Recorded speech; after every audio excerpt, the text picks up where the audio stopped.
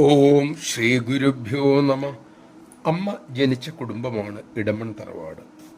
ആ കുടുംബവുമായി ബന്ധപ്പെട്ട വീട്ടിൽ മറ്റൊരു കുഞ്ഞ് ജനിച്ചു.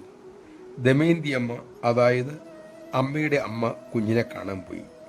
കുഞ്ഞിനെ കണ്ട് ഒരു സ്വർണ്ണവള അതിനെ അണിയിച്ചു. തിരിച്ച് ആശ്രമത്തിലേക്ക് മടങ്ങി.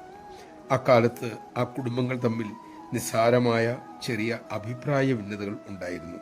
ഒരു ബന്ധു കുഞ്ഞിന്റെ കയ്യിൽ അണിയിച്ച പൊന്മുള ഊരി ദമയന്തി അമ്മയ്ക്ക് കൊണ്ടുവന്ന് കൊടുത്തിട്ട് പറഞ്ഞു, അവർക്ക് ഈ വള വേണ്ടത്രേ, കാരണം അത് ആശ്രമത്തിലെ പണം കൊണ്ട് വാങ്ങിയതാണല്ലോ.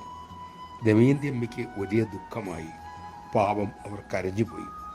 അപ്പോഴാണ് അമ്മ അതുവഴി വന്നത്.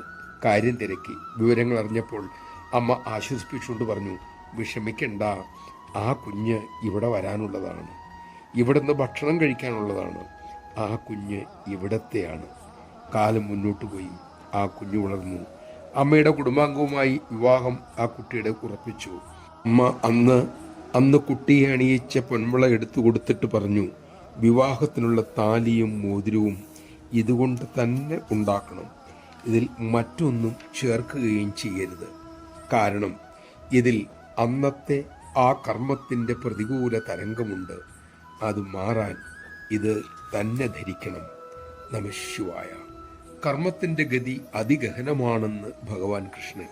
മനസാ വാച കർമ്മണ, നാം ചെയ്യുന്ന ഓരോ കാര്യങ്ങളും നമുക്ക് തന്നെ നാം ഒരുക്കുന്ന, വിതയ്ക്കുന്ന സുഖദുഃഖങ്ങളാണെന്ന് സദാ ഓർമ്മയിലുണ്ടാകാൻ അമ്മ നമ്മെ അനുഗ്രഹിക്കട്ടെ.